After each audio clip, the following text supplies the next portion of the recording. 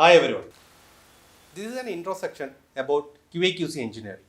As you know that we have lots of QA/QC engineer working in different designation in different industries. For example, there is a civil engineer who is having a QA/QC engineer in their department. We have electrical, instrumentation, mechanical, etc. Here we are looking into mechanical QA/QC engineering. My name is Ajay Mahesh, working as a QA/QC inspector in oil and gas industries. Before moving to the mechanical engineering QA/QC, let's see what is QA and QC. Quality assurance. It will ensure the quality of a process. Also, it is a managing tool. Through QA quality assurance, we can ensure that the confidence of a product or a project. To ensure the quality of a project, everyone working in the industry or in that project is responsible. So QA start from the beginning. That means from the designing side to the technical side. They need to maintain the record. They need to keep on checking with the quality, drawings and all. Then only we can assure that that particular project is okay or not. Quality control.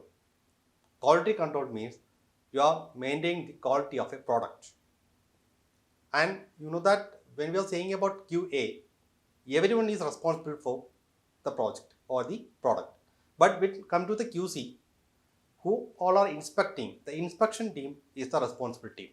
So they need to cross check with the design, codes and standards and procedure to make the particular product or the project. QC is actually a corrective tool. For example, if you are inspecting a well, you have found that there is a flaw, then you have to repair it. That is what QC is doing. Why we are doing this? To control the cost or to improve the quality of a project, we need QC. This is what quality control. QA/QC engineer works with a plan that is called inspection test plan. And what is meant by inspection test plan? From the project manager to the technician, they will be explaining all the things inside that particular plan. How they need to work, what are things they have to check out, and what are things they have to accept and reject. So everything will be, all the inspection technique will be inside this ITP. QA/QC engineer will be also working according to this inspection test plan. So now we can move to mechanical QC. If you are working as a mechanical QC, we are having certain divisions in mechanical. The first one is production QC, and the second one is welding QA/QC, and third piping QA/QC. Production QC. When it comes to the production QC, first we have to check the facility. For example, if you are manufacturing a valve or nut, bolt, whatever it is, we have to get the facility, the equipments, the materials, and all the crew. Then only you are able to make a product. So the first one is the facility. Next, you have to check with the material management. That is the availability of the material. When we come to the material management, we have to collect the raw materials. Then with the help of these raw materials, we are manufacturing the components or whatever product we need. And the next one is production process. Production process is nothing but we have collected the raw materials, we have the design, and we have the facility. With the help of this, we have to make or produce the product. Once this production process is done, next one is packing and labeling. That means you have to pack it and label it, and we have to number it, or you have to make a track ID on this one. Then only the peoples or the procurement teams will be able to track this particular metal or the material. Next one is validation. What is meant by validation? That means once we have done the product and everything, we have to check whether this product is good or able to use in the industries or not. That is called validation. This is done by the QA/QC team. We have to check the documents, we have to check the codes and standards, we have to check the drawings, and we have to check before we dispatch from the production unit. Next is the main part of a QA/QC team. That is called documentation and record. Documentation is nothing but you have to make all the documentation how you have manufactured this one with the track ID. If suppose it is a just it's a valve. If it's a valve, you have to track or you have to document what are the chemical properties, physical properties, and all the properties within a mill test certificate. So with the help of this certificate, an engineer or anybody in the industry can track what kind of material is this one and what is the property of a particular metal. So the documentation is very important in a production unit. This is done by the QA/QC team in the production unit. Next one is rejection and refuse. See, if you have a product which is damaged, you have to reject it. But you have a criteria for that or you have a procedure for that. This is also done by the QA/QC team. If it is a defected piece, you have to reject it and you have to supply a fine product to the customers. Next one, complaints and records. See, once you have dispatched your product and it is using in the industry, when QA/QC in the procurement team or the material team has found it is having a dent, bend or any kind of flare, they will be rejecting that. So you have to take that complaint and you have to replace the product. So this is what happening overall in the production team. So what is a role model of a QA/QC in the production team? So in this production team, the role of QA/QC, they will be checking the design, they will be cross-checking with the design, they will be using the procedure to inspect if there is any flaw or the discontinuities, and they will be documenting these all material properties and everything. So the product which is dispatched from the industry or from the production unit, the QA/QC team will be the responsible team. So what all things they will be including in the documentation, and that particular product documentation is called mill test certificate. That's called material test certificate. So in that particular certificate, we will be getting all the knowledge of a particular product and the material. So this is what the QA/QC is doing inside the production team. Now just assume that you have a pipe in the industry and you have to join two pipes. How we can join two materials or the metals? We can weld over it, right?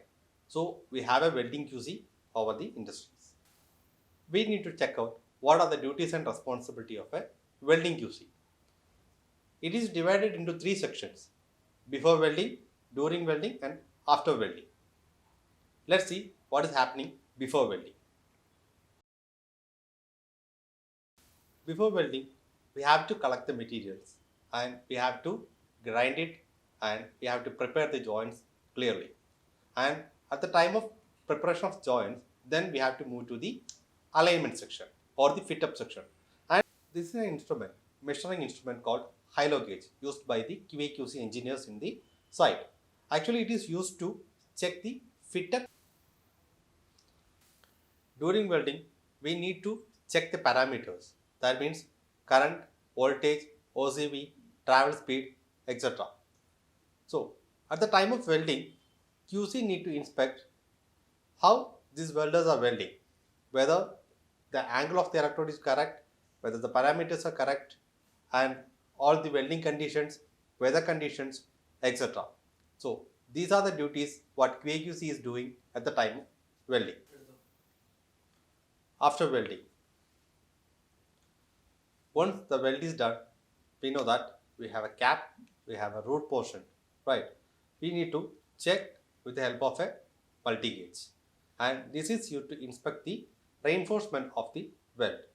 Likewise, we need to do the visual testing, non-destructive testing, documentation. All these duties are coming after welding.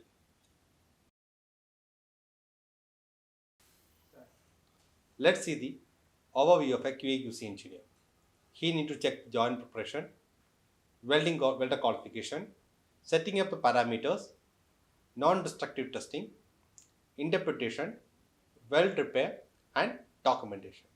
Just see the joint preparation. How this QA/QC is doing the preparation. He need to know all the geometrical construction or the geometrical measurements, how we have to prepare for a weld. For example, the root gap, face, bevel angle, etc. Once it is done, he need to qualify a welder. That is called welder qualification. He will be inspecting a welder with the help of positions. We have different positions to check the qualification of a welder. How they are qualifying a welder? They will be taking a test piece and they'll be asking and they'll be preparing a joint and they'll be asking this welder to make a weld. Then it will be sent to non-destructive testing team. Once the inspection is done and they are giving a report, the weld is perfect, then the welder is qualified. Alright, we got a welder here. Now we can move to the welding section. Once the welding is done, we will be making an inspection over there. QA/QC team and the NDT team will be doing the visual testing. That means the geometry of the weld. Once it is done, it will be moving to the NDT team like visual testing, radiographic testing, ultrasound testing, LPT or magnetic particle testing. So once we have got the report, then we will move to the documentation. And if you are finding any kind of problems inside the weld or the discontinuities inside the weld, then you have to move to the repair area. Then again you have to do this process and you have to make the repair. Once you've done this weld process, you have to go for the interpretation. Interpretation is done with the help of codes and standards. In each codes and standards, they will be explaining in detail if you get a crack, porosity, whatever discontinuity, and they will be showing you the measurements. If it is exceeding that particular measurement, you have to reject the product. If it is okay, you can accept it and it can use for further processes. And the final process is called the documentation.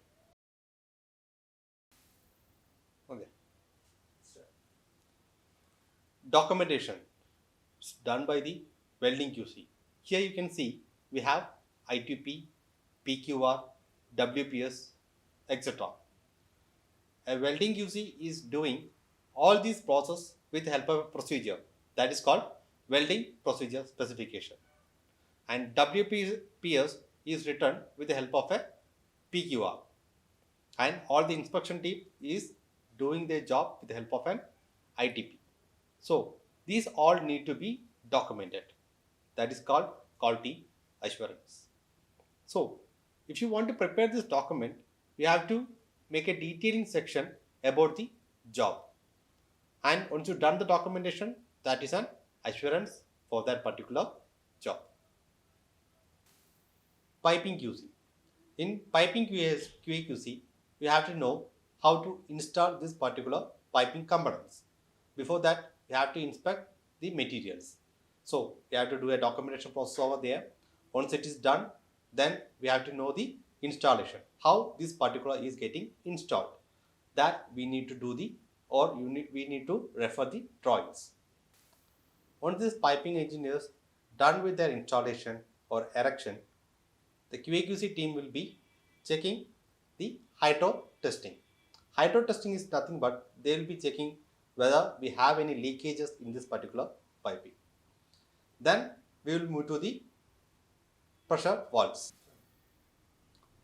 Once the hydro test is done, they will be checking with the relief valves and the pressure vessels. Let's see some of the components. This is a valve, and this valve is inspected by the piping QC. The responsibility is taken by the piping team.